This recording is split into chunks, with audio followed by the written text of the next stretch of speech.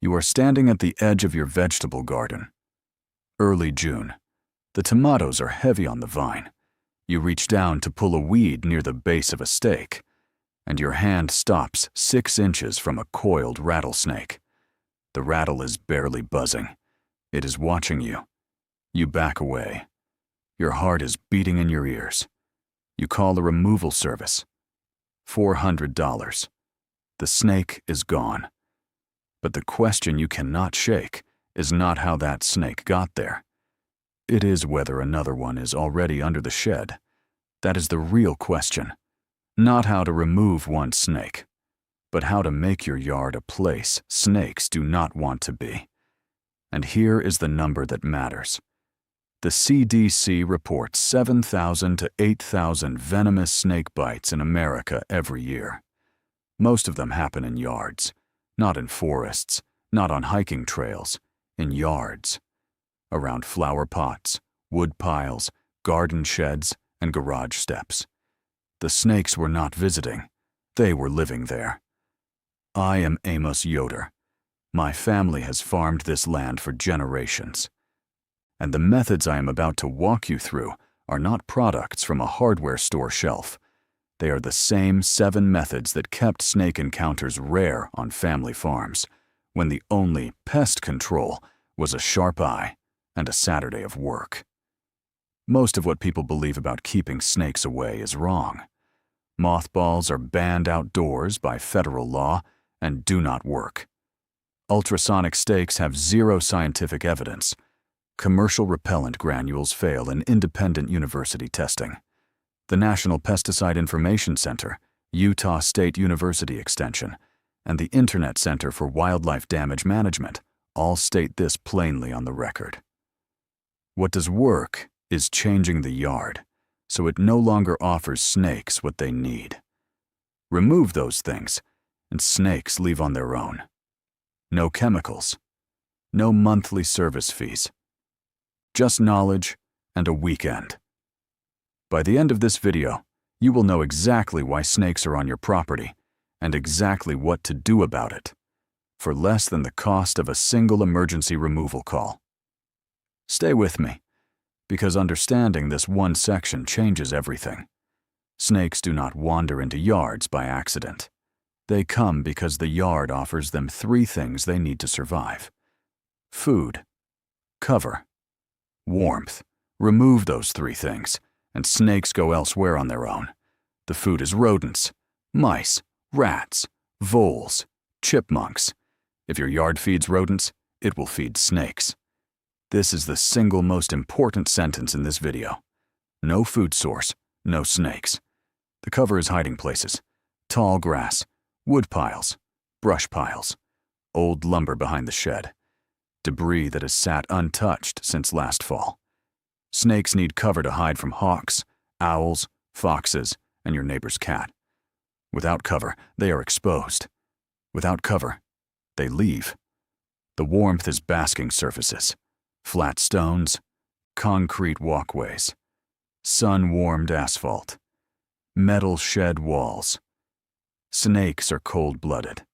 They need external heat to digest food and move.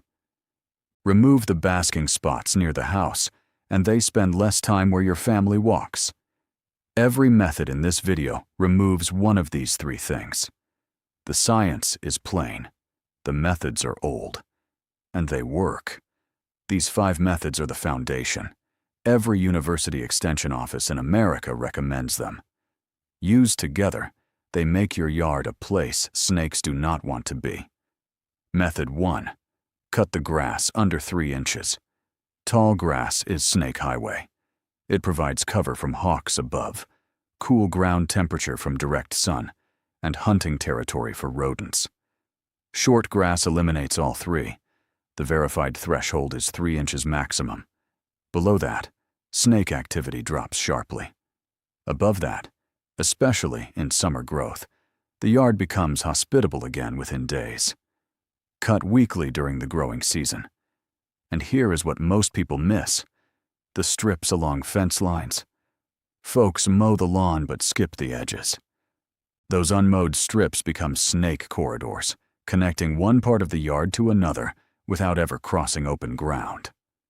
Cut them too. Method 2. Remove every piece of ground debris, old lumber, stacked rocks, brush piles, fallen branches, leaf piles from last autumn, unused equipment behind the shed, rusty barrels, piles of bricks. Every single one of these is snake harborage. Snakes use them for nesting, sunning themselves, hunting, and reproducing. State extension offices have documented that yards cleared of debris piles lose 70 to 90% of their snake population within a single season. That is not an opinion. That is measured data. Walk your yard this weekend with a critical eye.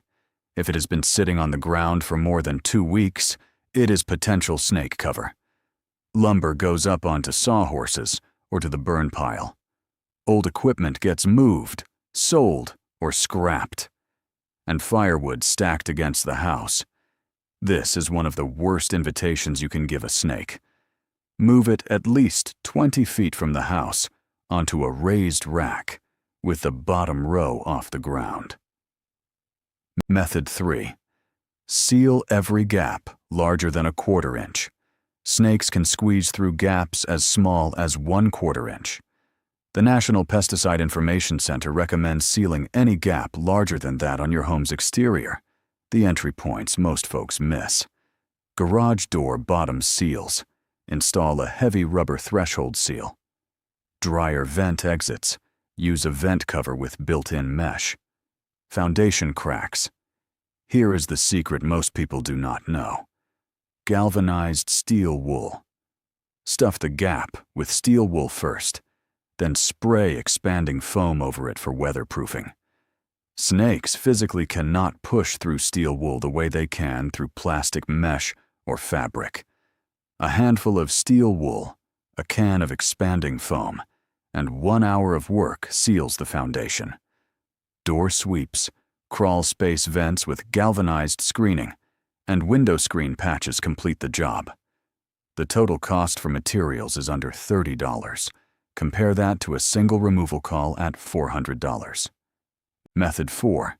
Eliminate the rodent population. This is the most important method on this list. Snakes follow prey. If you have mice in the garage, voles in the garden, or chipmunks under the deck, you will have snakes hunting them. You cannot have a snake-free yard with a rodent problem. The methods are simple. Snap traps placed along walls. Rodents travel against vertical surfaces, not across open spaces. Baking soda plus flour plus sugar baits in tamper-proof containers. No birdseed on the ground. No outdoor pet food left overnight. No fruit fallen from trees left to rot. Secure trash cans with tight-fitting lids. If a raccoon can open it, so can a rat. Track the rodent population for 2 to 4 weeks of treatment. When the rodent numbers drop, the snake numbers drop with them. The cause and effect is direct and immediate. Method 5. Prune shrubs and move bird feeders. Low-hanging shrub branches do 2 things you do not want. 1. They provide cover at ground level exactly where snakes want to be. 2. They create a climbing bridge from the ground up onto your house. Snakes can climb. They can climb a shrub, climb rough siding, and find their way into an attic vent. The verified rules. Prune the bottom of every shrub at least 12 inches off the ground. Keep shrubs at least 24 inches from the house walls. Trim any tree branch that overhangs the roof or comes within 6 feet. Bird feeders. Wonderful for watching wildlife. Also one of the strongest snake attractants on your property. Birds drop seed. Rodents come for the seed.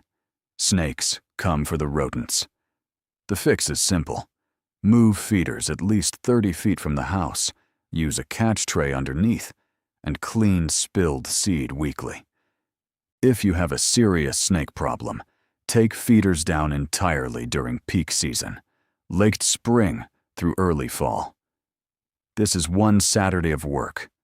Pruning shears, a ladder, and the willingness to move a bird feeder pole. It changes the snake exposure of your property dramatically. Let me pause here, because here is where the math becomes undeniable.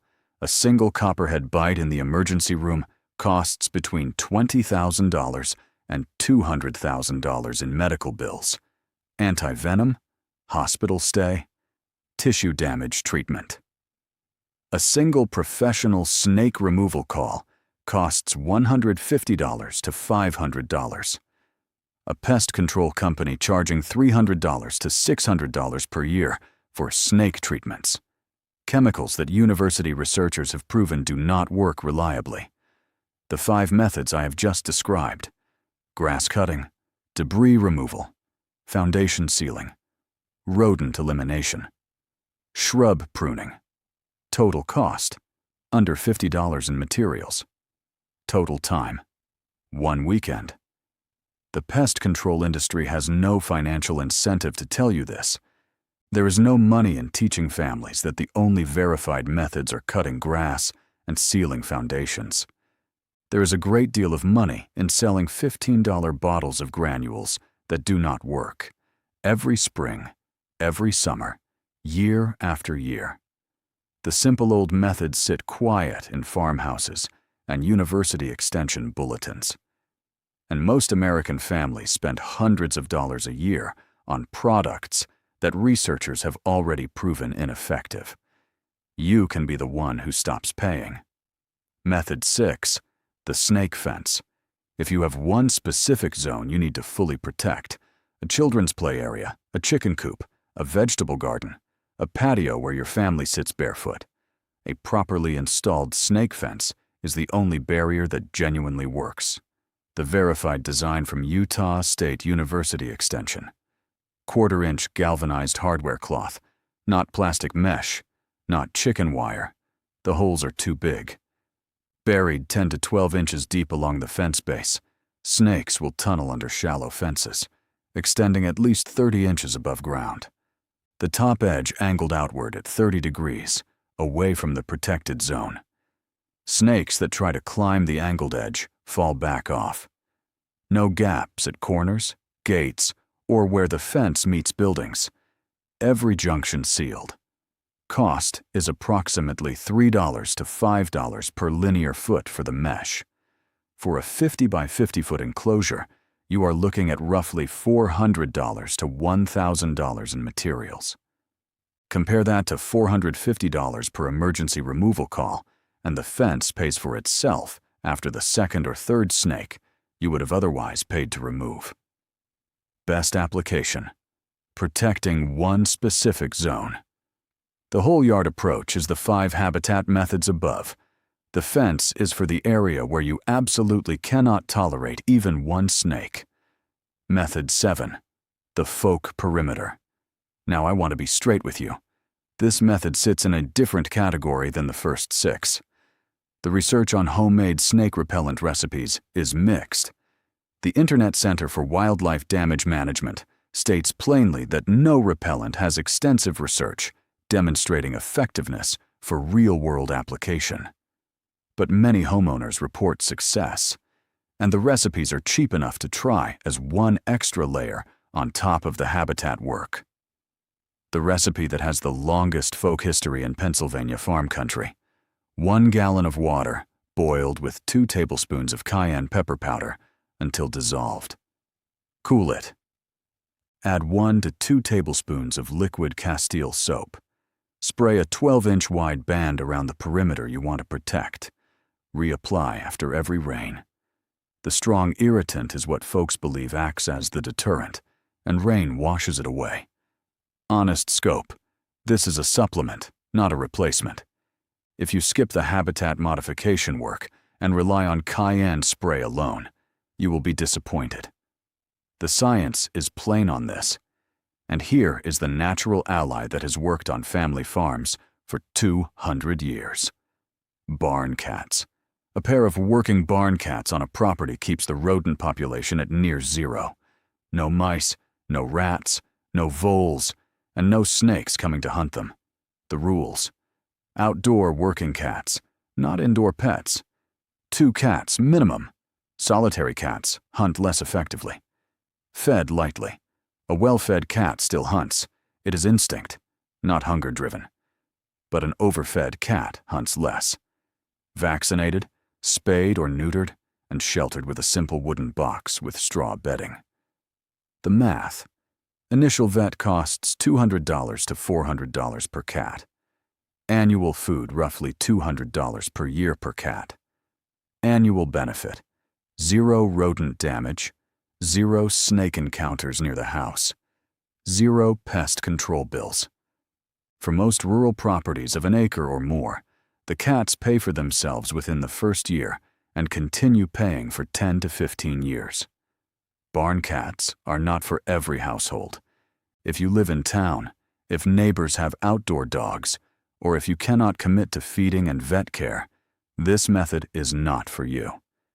But for any rural property, barn cats are the single most effective long-term snake management method ever practiced. This is also the method nobody can sell you in a bottle, which is why it works best. Before I close, the safety information you need. Most snakes in America are not venomous. The ones that fall into 4 groups: Copperheads, brown with hourglass bands, triangle head, common in the eastern and central United States. Rattlesnakes, multiple species, all with rattles, found across most of the country. Cottonmouths, dark, thick-bodied, near water in the southeast. Coral snakes, red, yellow, and black, banded southeastern United States. The honest rule: if you find a venomous snake on your property, do not try to handle it yourself. The CDC reports that most snake bites happen when people try to kill or capture the snake. Call animal control, a professional wildlife removal service, or your state wildlife agency. The $150 to $500 removal fee is a fraction of what an emergency room visit costs. And learn to identify the beneficial snakes. King snakes prey on venomous snakes, including copperheads and rattlesnakes. Garter snakes eat slugs and small rodents. Black rat snakes are among the best rodent controllers in nature, completely non-venomous. These are your allies, not your enemies. My grandfather always said a black snake in the barn is worth 2 cats. He was not wrong. Now look at what we have walked through. 7 methods to keep venomous snakes out of your yard. 5 habitat changes that remove the food, cover, and warmth snakes need. 1 physical barrier for the zone you cannot compromise on. 1 folk perimeter honestly scoped.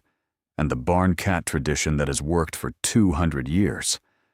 The total financial investment for most households is under $100 in materials: steel wool, expanding foam, hardware cloth for a small fence section, cayenne pepper, and basic yard tools you already own. 1 weekend of work. Compare that to a single emergency room visit for a copperhead bite at $20,000 to $200,000. Or a lifetime of $300 per year pest control contracts that spray chemicals university researchers have already proven do not work. The question is not whether another snake will find your yard. It is whether your yard will be ready when it does. Here is what I want you to do. This Saturday, walk your entire property with a critical eye. Look for debris piles, stacked firewood against the house, overgrown shrubs, foundation gaps, unsecured trash, and bird feeders too close to sitting areas. Make a list. Start this week. Mow the grass under 3 inches. Move the firewood. Clean the debris. Seal the foundation with steel wool and foam. This month, finish the larger work. Prune shrubs 12 inches up and 24 inches from the house. Move bird feeders. Eliminate the rodent population. This season, if your property allows it, consider a pair of barn cats. No single investment pays back more on a rural property. In the comments below, tell me which of these methods your family already practices. Was it your grandfather who taught you? Your grandmother? Or did you discover it on your own? And if your family had their own snake prevention method, the wood ash circle, the goose in the yard, the barn cat passed down across generations, share the memory. The little inherited methods are exactly the kind of knowledge that gets lost when nobody writes them down. I read every comment. The next video covers the old farm method to keep mice and rats out of your pantry forever. The same rodents that bring snakes into your yard are the same ones that contaminate grain stores in your kitchen. The methods are connected, and the savings compound. Subscribe so you do not miss it. Until then, cut the grass, clear the clutter, seal the foundation, secure the trash, prune the shrubs, move the feeders, and remember, the same methods that kept family farms snake-safe for 200 years work just as well today on a half-acre suburban lot. They stopped teaching this, we will not. Subscribe.